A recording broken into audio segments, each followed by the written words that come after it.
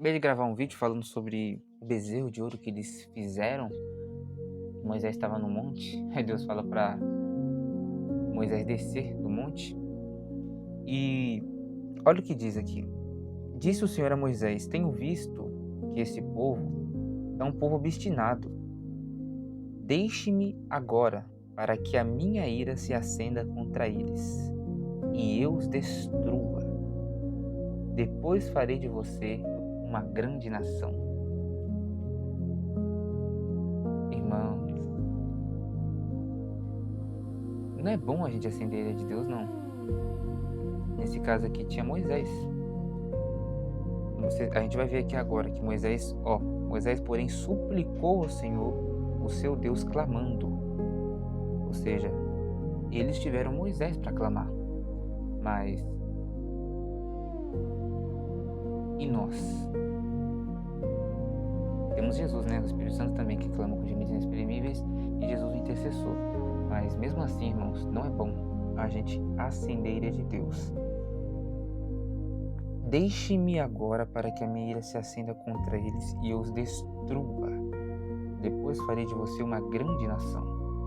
E Deus ainda falou com ele, se isso acontecer com eles, com você não. Você é separado, você é meu. Ou seja, Moisés, ele poderia simplesmente, você é uma grande nação e tal. Moisés, porém, suplicou ao Senhor. Isso aqui mostrou bastante o coração de Moisés. Porque ele não estava fazendo aquilo só para, sei lá, como na internet hoje, para ganhar dinheiro ou para aparecer, para dizer que tem que é. Ele estava fazendo aquilo porque ele realmente tinha um propósito bom no coração. Olha o que ele diz: Ó Senhor, por que se acenderia a tua ira contra o teu povo, que tiraste do Egito, com grande poder e forte mão? Por que diriam os egípcios: foi com a intenção maligna que ele os libertou, para matá-los nos montes e bani-los da face da terra? Arrepende-te do fogo da tua ira. Tem piedade e não tragas este mal sobre o teu povo. Ele tá tentando convencer Deus. Lembra-te dos teus servos, Abraão, Isaque e Israel, aos quais juraste por ti mesmo. Farei que os seus descendentes sejam numerosos, como as estrelas do céu, e lhes darei toda esta terra que lhes prometi, que será a sua herança para sempre. E sucedeu que o Senhor se arrependeu. E sucedeu que o Senhor arrependeu-se do mal que ameaçara trazer sobre o povo. Nossa! Lembrei de Tiago, que diz que a oração do justo tem muito em seus efeitos. Deus é bom. E Ele nos ouve. Jesus disse, quando Ele falou: Lázaro, vem para fora. Ele agradeceu a Deus e ele disse: Pai, obrigado, pois seis que me ouves, sempre me ouves. Então, Deus, ele nos ouve.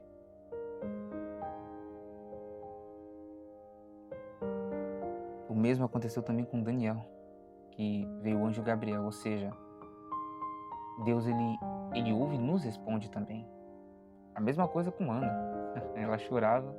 Deus diz que o coração contrito, ele não... Aquele que chega com o coração contrito, ele não rejeita. Continuando. E sucedeu que o Senhor arrependeu-se do mal que ameaçara trazer sobre o povo. Então Moisés desceu do monte, levando nas mãos as duas tábuas da aliança. Para quem não sabe, Moisés, ele subiu no monte para encontrar com Deus. E lá nesse monte ele ia receber a lei, né, e os mandamentos.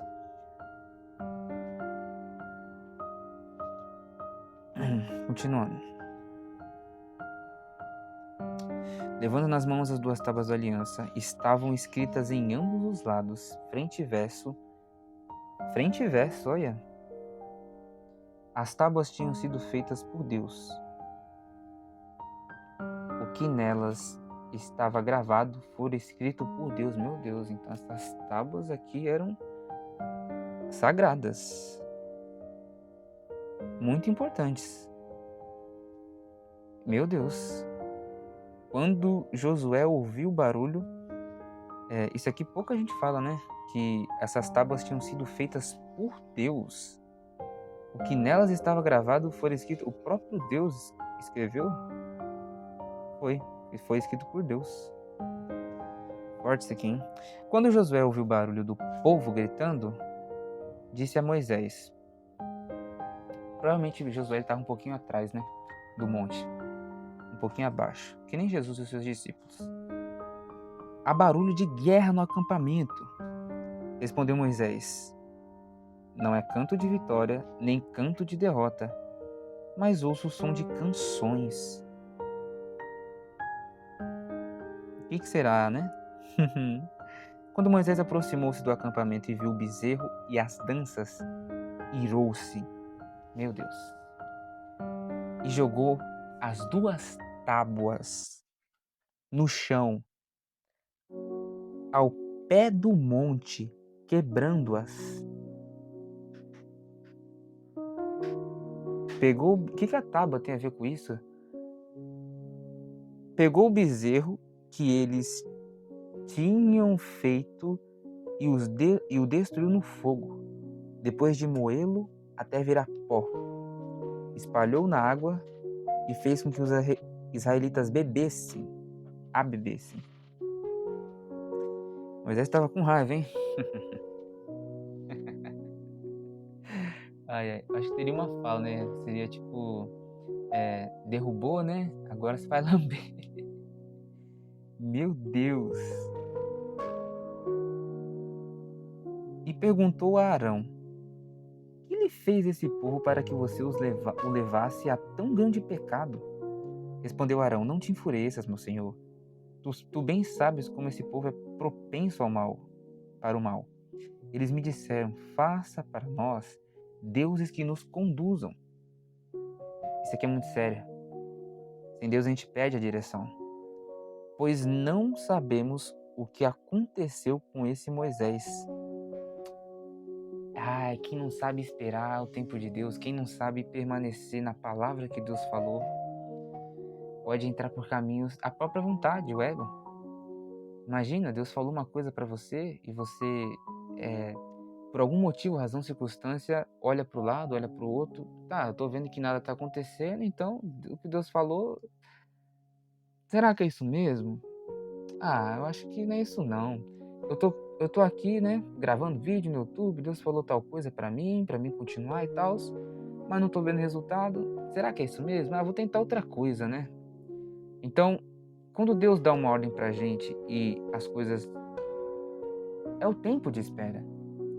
O que é o tempo de espera? É o tempo onde que nós lançamos a semente na terra e tem esse tempo para que a semente crie raízes e a árvore cresça, apareça e dê o fruto.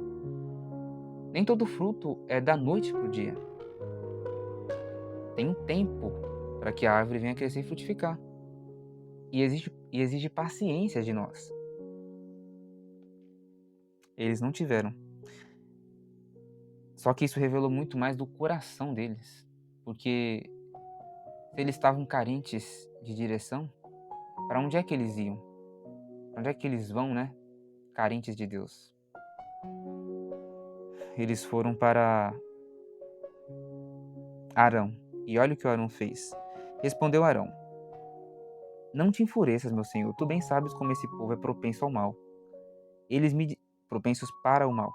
Eles me disseram: faça para nós deuses que nos conduzam, pois não sabemos o que aconteceu com esse Moisés. Moisés, ele tinha um chamado para ser líder.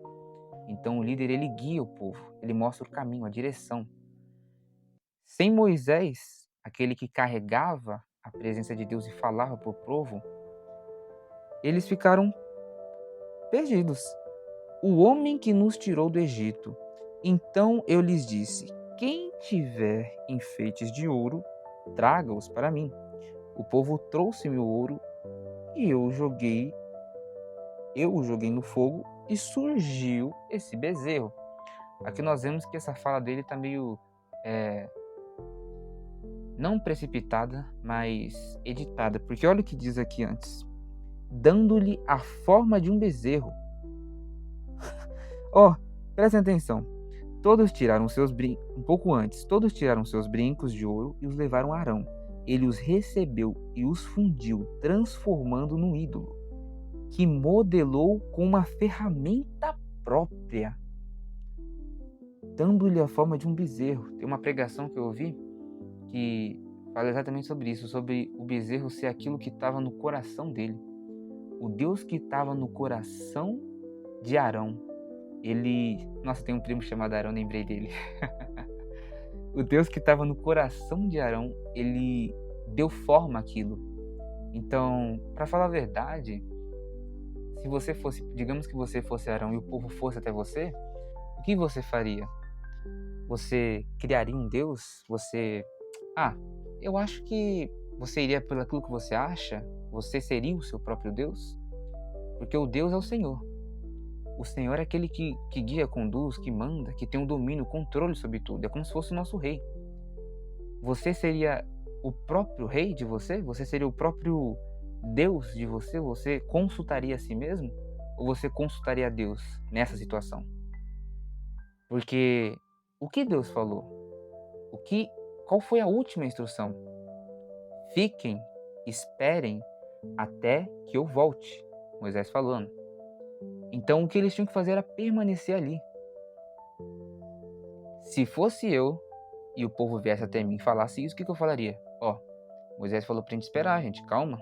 Deus está no controle, você não viu que as coisas aconteceram antes, o mar que abriu, espera, confia, descansa, fiquem tranquilos, né? Alguma coisa assim. Só que não foi isso que ele fez. Na verdade, ele criou esse ídolo, o moldando como bezerro. E aqui ele diz: o povo trouxe-me ouro e eu joguei no fogo e surgiu esse bezerro, né? Bom, Moisés viu que o povo estava desenfreado e que Arão o tinha deixado fora de controle, tendo se tornado objeto de riso para os seus inimigos. Eita! Então ficou em pé a entrada do... Gente, você vê que Moisés, né?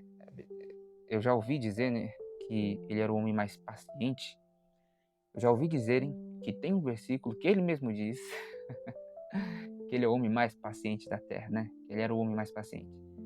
E você vê que em vários momentos ele tem esses surtos, né? Esses surtos de raiva. E olha o que acontece aqui. Então ficou em pé à entrada do acampamento e disse: quem é pelo Senhor, junte-se a mim. Todos os levitas se juntaram a ele.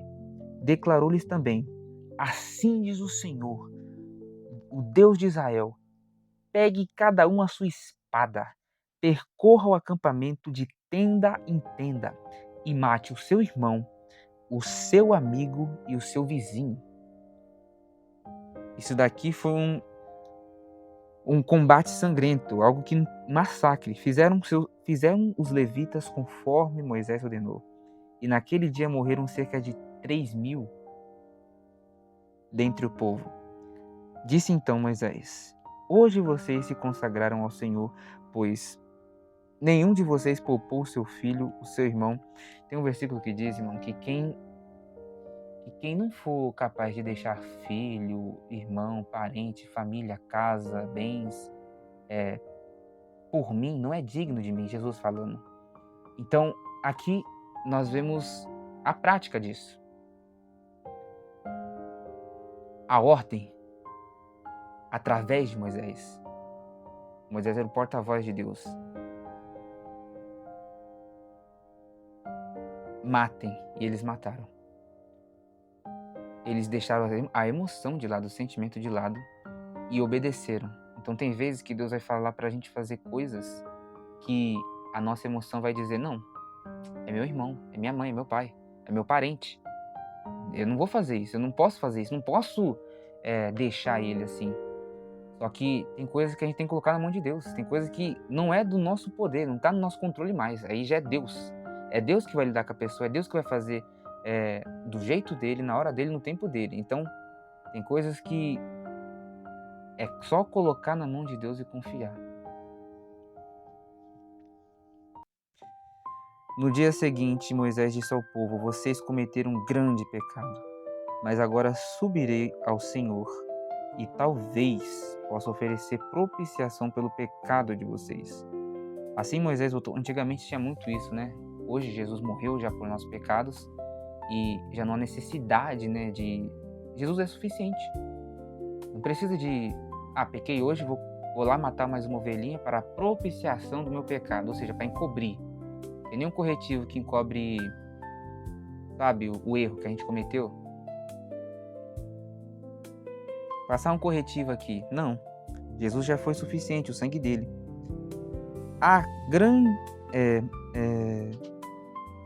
Assim Moisés voltou ao Senhor e disse: que grande pecado cometeu esse povo.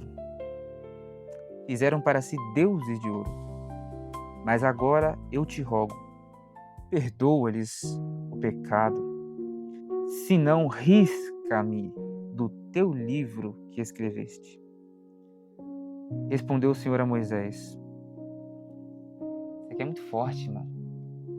Porque isso mostra o coração de Moisés pelo povo, o amor que ele tinha pelo povo, a ponto dele pedir para que Deus retirasse o nome dele do livro. Aqui faz referência, alusão, né, ao livro dos eleitos, ao livro que Deus tem o nome dos escolhidos e tal, daqueles que vão para o céu, né?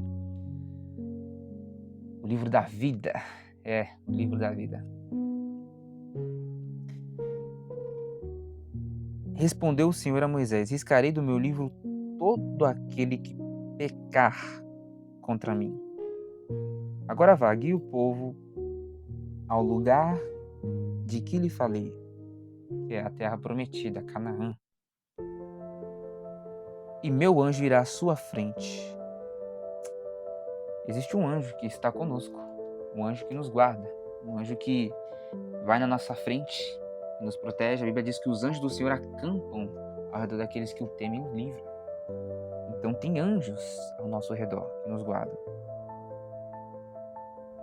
Todavia, quando chegar a hora de puni-los, eu os punirei pelos pecados dele. Ou seja, Deus, ele continua punindo o pecado. Tem aquela frase, né? Ele ama o pecador, mas não o pecado. Porque uma coisa é a pessoa, outra coisa é aquilo que a pessoa faz. Um filho não deixa de ser filho porque ele matou alguém. Só que o pai vai dizer: filho, por que você matou alguém? Isso não se deve fazer. Eu não aprovo isso que você fez. Deu para entender? O fato de eu agir errado não tira o fato de que eu sou filho dele. Mas também não quer dizer que o pai vai aprovar aquilo que o filho fez. O que um juiz julga? A Bíblia diz para a gente julgar segundo a reta justiça.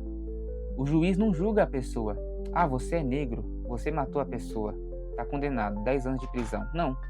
Ele julga os fatos, as ações dele, o que aconteceu. Fulano fez isso, tarará, tarará, tarará, e deu tantos tiros, tantas... Ou seja, nós não podemos julgar as pessoas pela aparência, por quem elas são, mas segundo a reta justiça,